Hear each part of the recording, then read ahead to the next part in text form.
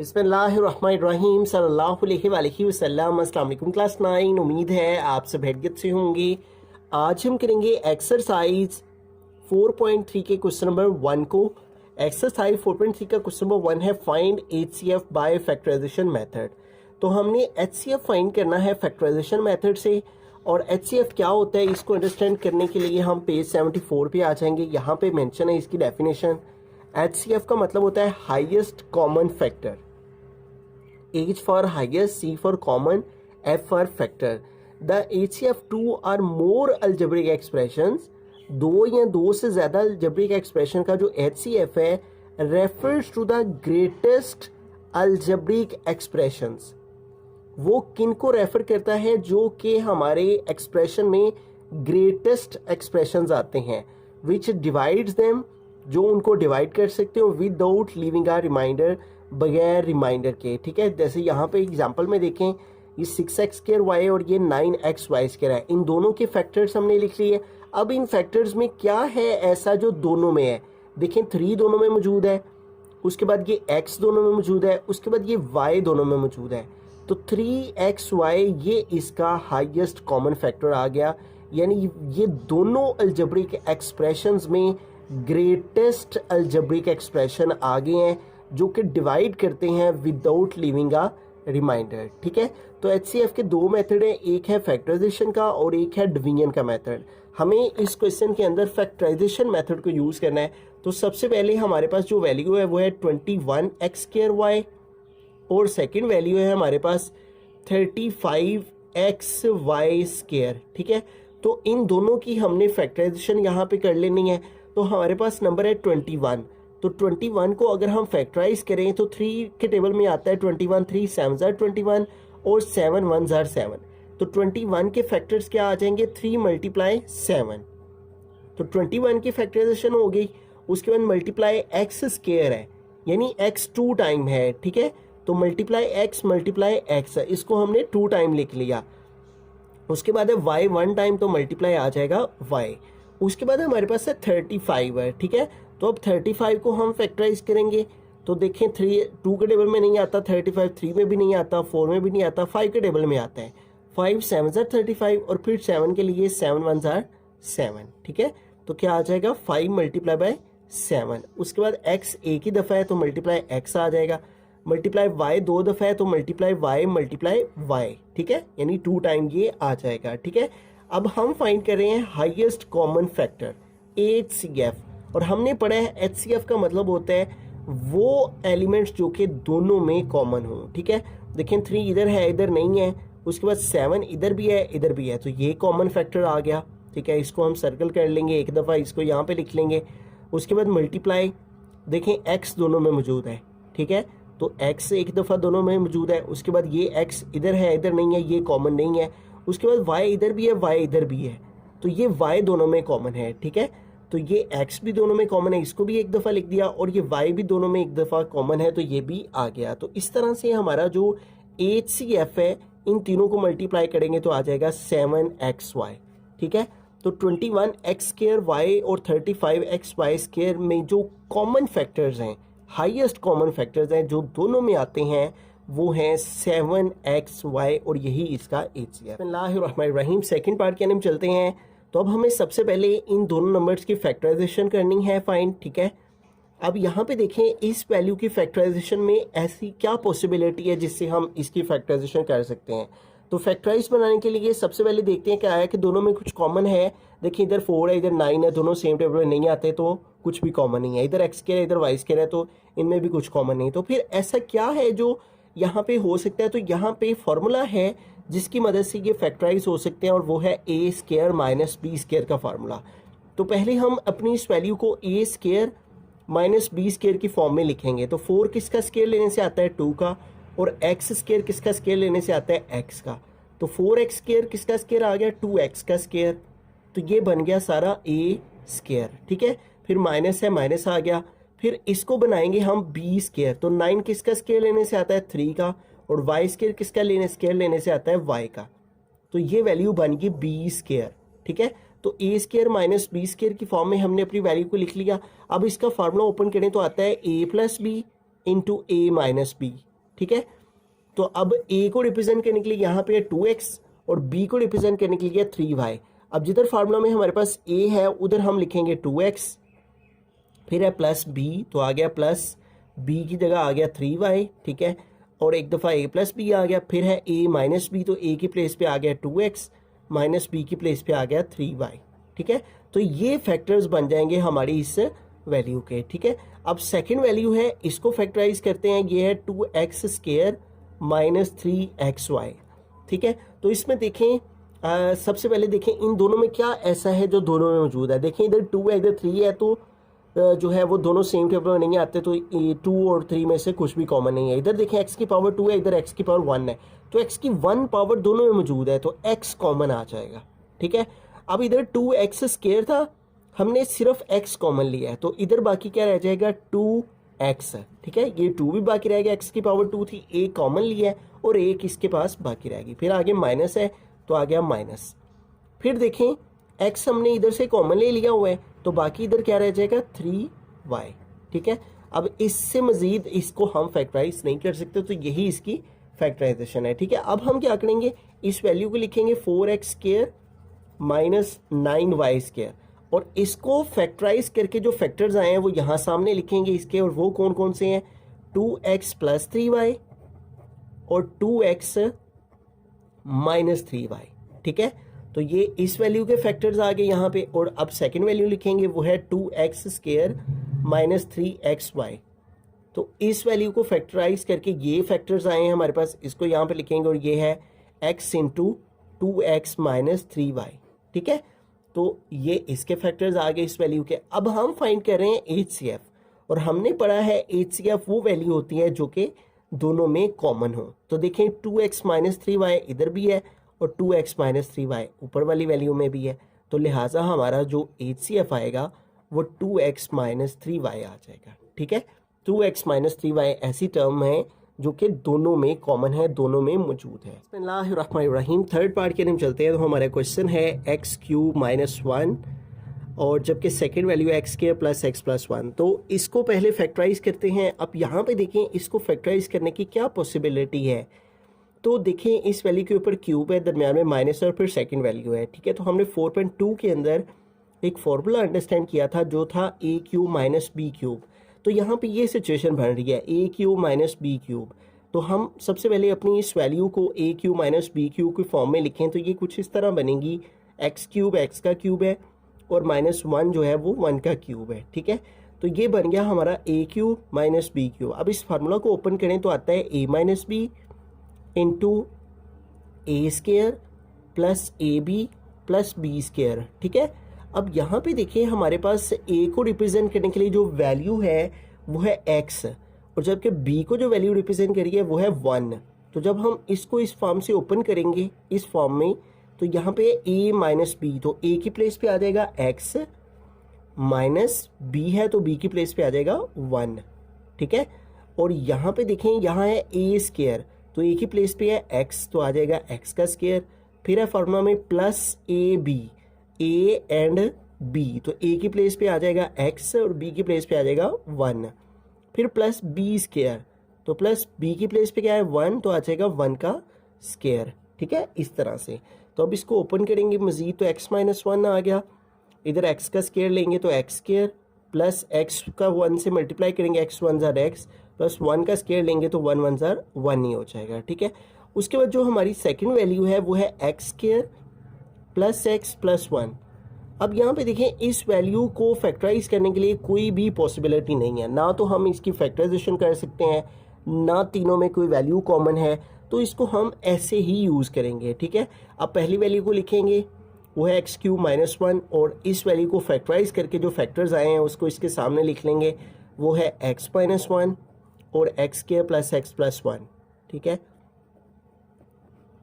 तो ये x cube minus 1 को फैक्टराइज करके जो फैक्टर्स आए थे वो हमने इसके सामने लिख दिए, और सेकंड वैल्यू है जो वो हमारी है x square plus x plus 1, और इसके फैक्टर्स हमारे पास यही वैल्यू है क्योंकि इसकी फैक्टराइजेशन पॉसिबल नहीं थी।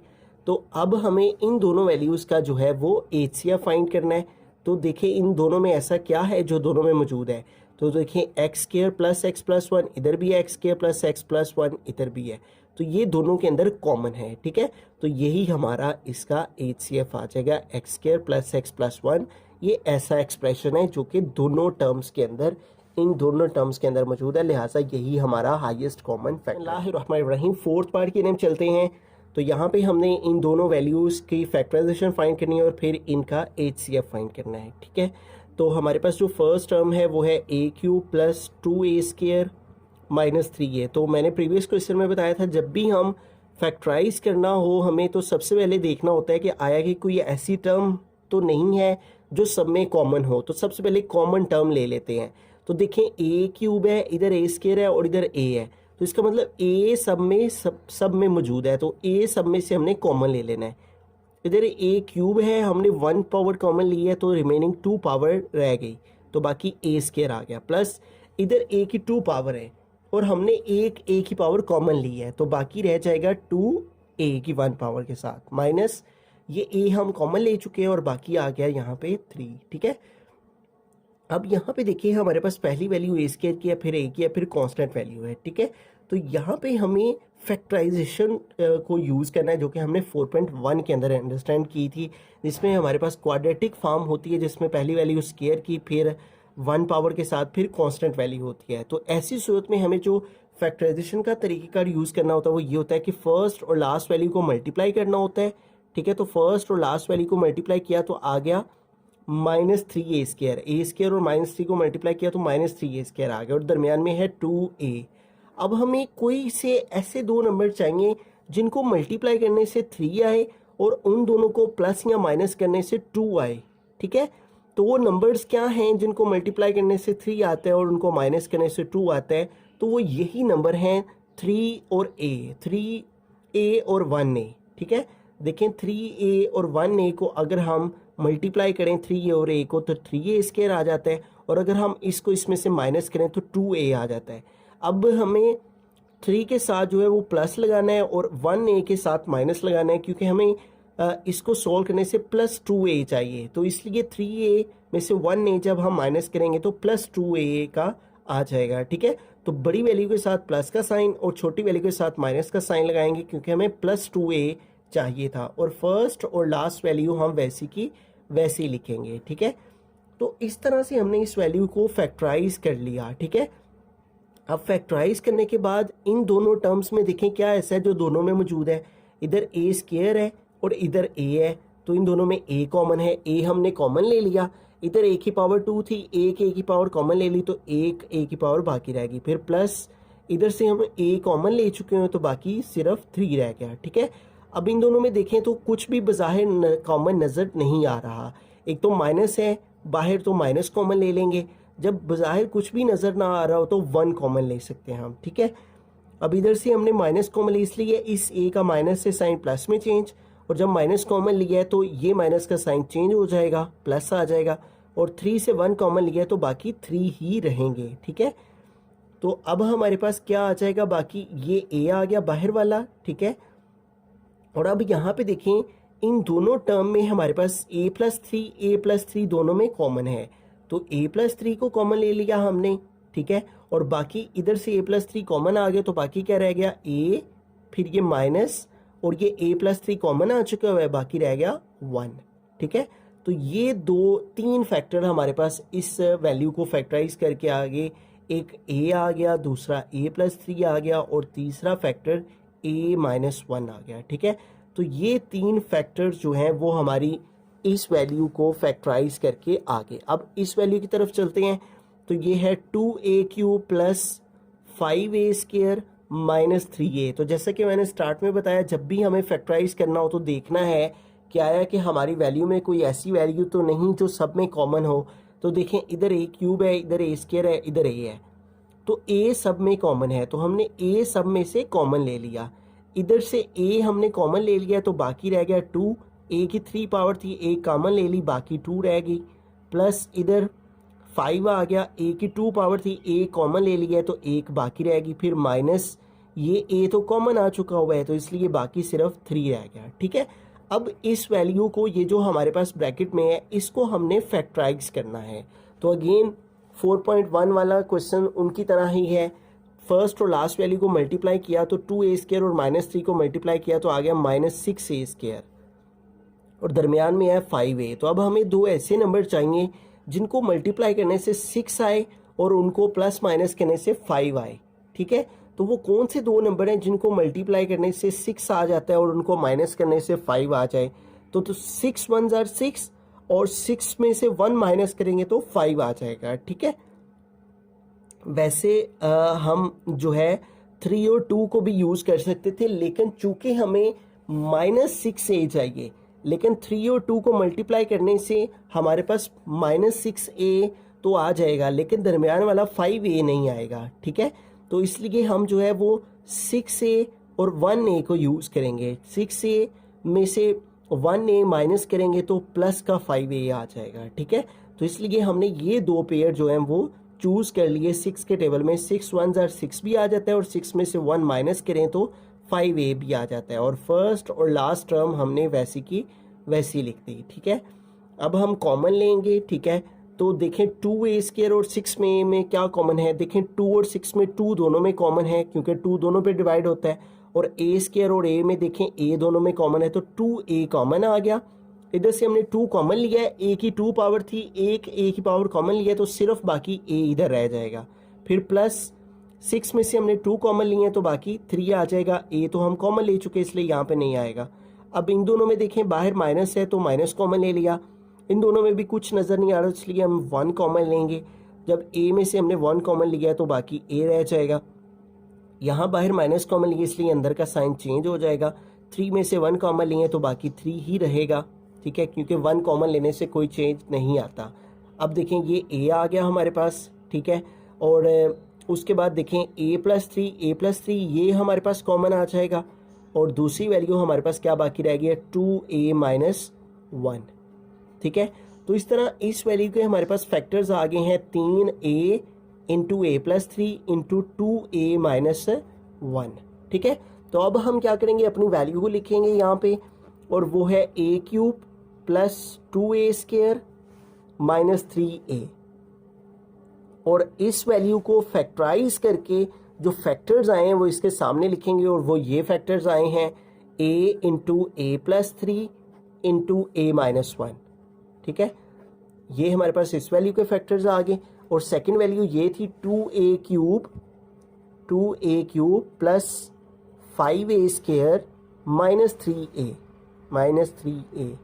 तो इस वैल्यू को फैक्टराइज करके ये फैक्टर्स आए हैं 3 हमारे पास, तो इसके सामने हमने ये 3 फैक्टर्स लिखते हैं जो कि हैं a × a+3 × 2a - 1। ठीक है, तो अब इसका HCF फाइंड करेंगे। ठीक है, हाईएस्ट कॉमन फैक्टर, तो देखें a दोनों में मौजूद है तो a आ जाएगा हमारे पास हाईएस्ट कॉमन फैक्टर में। उसमें देखें उसके बाद a+3 ये भी दोनों में कॉमन है तो a+3 भी यहाँ पे आ जाएगा। उसके बाद ये a - 1 है, ये 2a - 1, तो ये कॉमन नहीं आएंगे, लिहाजा इन दोनों टर्म्स का जो HCF है हाईएस्ट कॉमन फैक्टर है, ऐसे फैक्टर जो कि दोनों में मौजूद हैं वो है a × a+3। बिस्मिल्लाहिर्रहमानिर्रहीम, फिफ्थ पार्ट की तरफ चलते हैं। तो यहाँ पे हमारे पास 3 एक्सप्रेशंस हैं, और इन तीनों एक्सप्रेशंस की हमने फैक्टराइजेशन फाइंड करनी है, और उसके बाद इन तीनों की फैक्टराइजेशन की मदद से हमने इनका HCF फाइंड करना है। ठीक है, तो सबसे पहली जो टर्म है वो है हमारे पास t² - 3t - 4। ठीक है, तो अब इस एक्सप्रेशन को देख के तो हमारे पास जो है फैक्टराइजेशन का मेथड सामने आता है वो 4.1 वाला ही आता है। ठीक है, जिसमें पहली वैल्यू x² वाली, फिर 1 पावर वाली, और फिर कांस्टेंट वैल्यू हो। तो जो मेथड है फैक्टराइजेशन का वो ये यूज़ किया जाता है कि फर्स्ट और लास्ट वैल्यू को आपस में मल्टीप्लाई करें तो आ गया -4t², और दरमियान में है -3t। अब हमें कोई से दो ऐसे नंबर चाहिए जिनको मल्टीप्लाई करें तो 4t² आ जाए और उनको प्लस माइनस करें तो 3t आ जाए। ठीक है, तो वो कौन से दो नंबर हैं?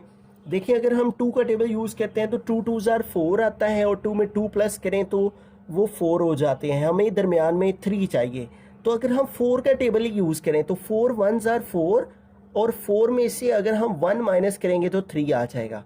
अब देखिए, हमें इन दोनों को सेपरेट करने से -3t चाहिए, तो इसलिए हमें 4 के साथ माइनस और t के साथ प्लस लगाना होगा, क्योंकि जब -4 और +1 हम करेंगे तो फिर ही -3 आएगा, ठीक है। ऑपोजिट साइंस हैं, 4 में से 1 निकाला 3 और बड़ी वैल्यू का साइन यूज किया जाता है आंसर के साथ, ठीक है। तो इसलिए हम ये दो फैक्टर जो हैं ये दो पेयर बनाएंगे और फर्स्ट और लास्ट वैल्यू वैसी की वैसी आ गई, ठीक है। अब टी स्क्वायर है, इधर 4t है, दोनों में t कॉमन आ गया, इधर t स्क्वायर था, हमने t की 1 पावर कॉमन लिया तो t की 1 पावर बाकी रहेगी, फिर माइनस इधर 4t है, हमने t कॉमन ले लिया, बाकी 4 आ गया, ठीक है। इन दोनों में कुछ भी कॉमन ही नजर आ रहा तो 1 कॉमन ले लेंगे, ठीक है। जब t में से 1 कॉमन लिया बाकी t ही रह जाएगा, फिर माइनस ये 4 आ गया, ठीक है। अब देखें t-4 ये दोनों में कॉमन आ गया, ठीक है। और दूसरी टर्म क्या बाकी रहेगी t+1, ठीक है। तो इस वैल्यू को फैक्टराइज करके ये दो फैक्टर हमारे पास आ गए, ठीक है। अब सेकंड वैल्यू देखें t² + 5t + 4, तो इसमें भी हमारे पास वही कंडीशन है, इसमें पहली वैल्यू स्केयर वाली है, फिर 1 पावर वाली है और फिर कांस्टेंट है। तो इसको फैक्टराइज करने के लिए भी फर्स्ट और लास्ट वैल्यू को मल्टीप्लाई किया तो आ गया 4t² और दरमियान में क्या चाहिए 5t। अब हमें दो ऐसे नंबर चाहिए मल्टीप्लाई करने से 4 आए और प्लस करने से 5 आए। तो देखिए 4 का टेबल ही अगर हम पढ़ें तो 4 1 ज़र 4 और 4 में 1 प्लस करेंगे तो 5 हो जाएगा। तो हमने इस दरमियान वाले वेरिएबल को यूज़ करते हुए +4t और +t, ठीक है। देखें 4t को t से मल्टीप्लाई करें तो 4t² हो जाता है और 4t और 1t प्लस करें तो 5t हो जाता है। तो ये दो नंबर्स का पेयर हमने ले लेना है और फर्स्ट और लास्ट वैल्यू वैसी की वैसी आ जाएगी, ठीक है। अब t² और 4t में से t हमारे पास कॉमन आ गया, इधर t की पावर 2 थी, t कॉमन लिया बाकी t रह गया, प्लस 4t में से t कॉमन लिया बाकी 4 आ गया। अब t और 4 में से कॉमन लेना है तो बाहर कुछ नज़र नहीं आ रहा तो 1 कॉमन ले लेंगे, तो 1 कॉमन लेने से कोई फ़र्क नहीं पड़ेगा, बाकी t+4 ही रह जाएगा।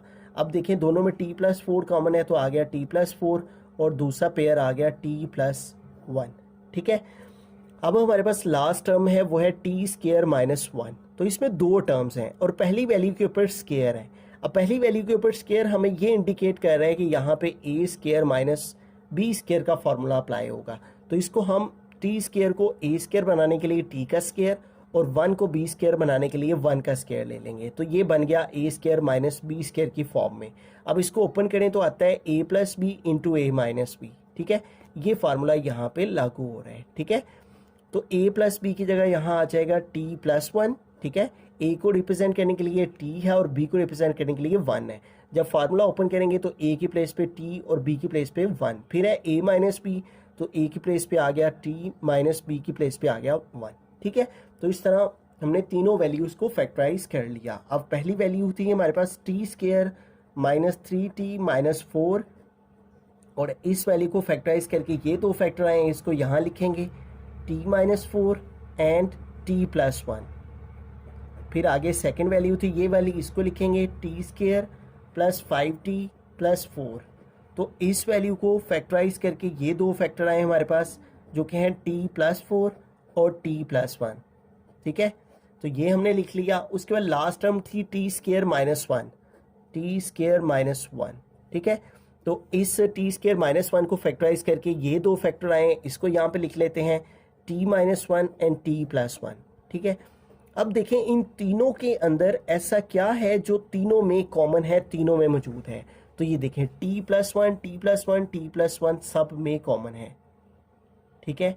t+1 सब में मौजूद है, तो लिहाजा हमारा जो HCF है हाईएस्ट कॉमन फैक्टर है वो t+1 आ जाएगा, ठीक है। उसके अलावा कुछ भी ऐसा नहीं है जो तीनों टर्म्स में मौजूद हो। लिहाजा हमारा जो हाईएस्ट कॉमन फैक्टर है जो कि तीनों में इन तीनों एक्सप्रेशन में कॉमन फैक्टर है वो t+1। 6th पार्ट है, लास्ट पार्ट है क्वेश्चन नंबर 1 का।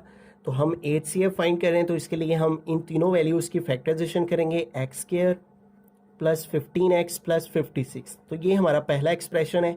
अब यहाँ पे देखें इस वैल्यू में पहली वैल्यू x² की है, फिर x² फिर कांस्टेंट वैल्यू है, ठीक है। तो जो मेथड फैक्टराइजेशन का सामने आता है वो ये आता है कि फर्स्ट और लास्ट वैल्यू को मल्टीप्लाई किया तो आ गया 56x² और दरमियान में है 15x। अब हमें दो ऐसे सेम नंबर चाहिए जिनको मल्टीप्लाई करने से 56 आए और जिनको प्लस करें तो 15 आ जाए, ठीक है। क्योंकि सारे साइन प्लस के हैं तो प्लस वाला ही रूल अप्लाई होगा। तो सबसे पहला टेबल है जिसमें 56 आता है वो है 2 का, तो उसमें 28 2s are 56 आता है, ठीक है। उसके बाद 3 के टेबल में 56 नहीं आता, 4 के टेबल में आता है, लेकिन 14 4s आर 56 होता है, ठीक है, लेकिन हमें प्लस करने से 15 चाहिए, ये 18 हो जाएगा। उसके बाद 5 के टेबल में नहीं आता 56, 6 के टेबल में नहीं आता, 7 के टेबल में आता है। देखें 7 8s आर 56 हो जाता है, और 7 में 8 प्लस करें तो 15 भी आ जाता है। तो लिहाजा हम इस टर्म को, मिडिल टर्म को ब्रेक करके 7x और 8x लिखेंगे, ठीक है। देखिए इन दोनों नंबर को मल्टीप्लाई करने से मल्टीप्लाई वाली भी कंडीशन पूरी हो रही है, इनको प्लस करने से दरमियान वाली वैल्यू भी आ रही है। तो मिडिल टर्म के वेरिएबल के साथ, x वेरिएबल के साथ हमने इस टर्म को ब्रेक करके ये दोनों फैक्टर लिख देने, और फर्स्ट और लास्ट वैल्यू वैसी की वैसे ही। अब एक्स स्क्वायर और 7x में क्या है जो दोनों में कॉमन है, तो x दोनों में कॉमन है, x कॉमन आ गया, इधर x की पावर 2 थी, एक कॉमन आ गई, एक बाकी रह गई, प्लस इधर से x कॉमन आ गया, बाकी 7 रह गया। अब देखें इधर 8x है, इधर 56 है, तो 8 और 56 में 8 ऐसा है जो दोनों में कॉमन है, ठीक है। तो 8 के टेबल में क्योंकि दोनों नंबर डिवाइड हो जाते इसलिए 8 कॉमन है, इधर से 8 कॉमन ले लिया, बाकी आ गया x, प्लस 56 से हमने 8 कॉमन लिया तो बाकी आ जाएगा 7, ठीक है। कैसे पता चला? 56 को 8 पे डिवाइड करके, जिससे जो कॉमन लें उसको उस पर डिवाइड करें तो पता चलता है बाकी क्या रहना है, ठीक है। अब देखिए x प्लस 7 ये दोनों में कॉमन है, ये कॉमन आ गया, और दूसरी वैल्यू क्या आ गई, x प्लस 8, ठीक है। तो ये हमारे पास जो है वो इस पहली टर्म की फैक्टराइजेशन के फैक्टर्स आ गए। अब सेकेंड टर्म में हमारे पास x square plus 5x minus 24, ठीक है। अब इस वैल्यू की हमने फैक्टराइजेशन करनी है, तो फर्स्ट और लास्ट वैल्यू को मल्टीप्लाई किया तो आ गया -24x², और दरमियान में क्या चाहिए, 5x, ठीक है। अब कौन से ऐसे दो नंबर हैं सेम नंबर जिनको मल्टीप्लाई करने से 24 आए और उन्हीं दो नंबर्स को माइनस करने से जो है वो 5x आए, ठीक है। तो देखिए अगर हम 2 का टेबल देखें तो 2 के टेबल में 12 2s आर 24 होता है, ठीक है। लेकिन अगर हम 12 में से 2 माइनस करें तो 10 आता है, और 2 अगर प्लस करें तो वो 14 आता है। हमें दरमियान में 5 चाहिए, तो इसलिए 2 का टेबल यूज़ नहीं होगा। 3 के टेबल में चलें तो 8 3s आर जो है वो 24 हो जाता है, और 8 में से अगर हम 3 माइनस करें तो 5 भी आ जाता है, ठीक है। तो लिहाजा ये दो फैक्टर हम यूज़ करेंगे, 8x और 3x। अब किसके साथ प्लस और किसके साथ माइनस लगाएं, तो 8 के साथ प्लस और 3 के साथ माइनस लगाएं, क्योंकि माइनस करने से प्लस का 5x चाहिए, तो इसलिए बड़ी वैल्यू के साथ हमने प्लस और छोटी वैल्यू के साथ माइनस लगाना है, और फर्स्ट और लास्ट वैल्यू वैसी की वैसी आ गई, ठीक है। अब एक्स स्क्वायर और 8x में x कॉमन है, x कॉमन ले लिया, इधर x की पावर 2 थी, एक कॉमन आ गई, एक बाकी रहेगी, इधर से x कॉमन ले लिया, बाकी 8 आ गया। अब बाहर माइनस है तो माइनस कॉमन ले लिया, 3 और 24 में 3 कॉमन है क्योंकि 3 दोनों पे डिवाइड हो जाता है, 3 कॉमन ले लिया, इधर से 3 कॉमन आ गया, बाकी आ गया x। अब जबकि हमने माइनस कॉमन लिया है तो अंदर साइन चेंज हो जाएगा, ठीक है। अब 24 से 3 कॉमन लिए हैं तो बाकी कितने रह जाएंगे, 8। कैसे पता चला, 24 को 3 पे डिवाइड करके पता चल गया, बाकी 8 रह गए। अब x प्लस 8 ये दोनों में कॉमन है, ये कॉमन आ गया, बाकी क्या रह गया, x माइनस 3, ठीक है। अब लास्ट वाली टर्म है वो है एक्स स्क्वायर प्लस 8x, ठीक है। अब इन दोनों में टर्म में देखें, इसको फैक्टराइज करने के लिए हम क्या करेंगे, इन दोनों में देखें क्या ऐसा है जो दोनों में कॉमन है, तो x देखें दोनों में कॉमन है, ठीक है। x इधर भी है, एक्स स्क्वायर इधर भी है, इधर x की पावर 2 थी, एक कॉमन आ गई, एक बाकी रहेगी, प्लस 8x में से हमने x कॉमन ले लिया, बाकी रह गया 8। इसके अलावा मजीद इसको हम फैक्टराइज नहीं कर सकते, तो यही दो इसके फैक्टर्स हैं। अब पहली वैल्यू हम लिखेंगे वो थी x square plus 15x plus 56 है, तो इस फर्स्ट टर्म को फैक्टराइज करके ये दो फैक्टर आए, इसको इसके सामने लिखेंगे, और ये दो फैक्टर्स क्या हैं, x plus 7 and x plus 8, ठीक है। उसके बाद सेकेंड टर्म लिखेंगे वो है x square plus 5x minus 24, ठीक है, ये सेकेंड टर्म। और इस एक्सप्रेशन को फैक्टराइज करके ये दो फैक्टर आए हैं जो कि हैं x plus 8 and x minus 3, ठीक है। तो ये दो फैक्टर लिख दिए। उसके बाद लास्ट वाला एक्सप्रेशन था x square plus 8x, x square plus 8x, तो एक्स स्क्वायर प्लस 8x को फैक्टराइज करके ये दो फैक्टर आए हैं x इंटू एक्स प्लस 8, ठीक है।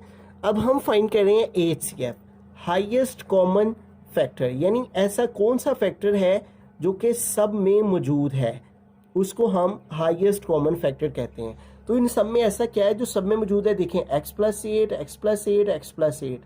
x प्लस 8 एक ऐसा फैक्टर है जो कि तीनों में कॉमन है, तीनों में मौजूद है। तो लिहाजा जो हमारा हाईएस्ट कॉमन फैक्टर HCF है इन तीनों एक्सप्रेशंस का वो x + 8 होगा।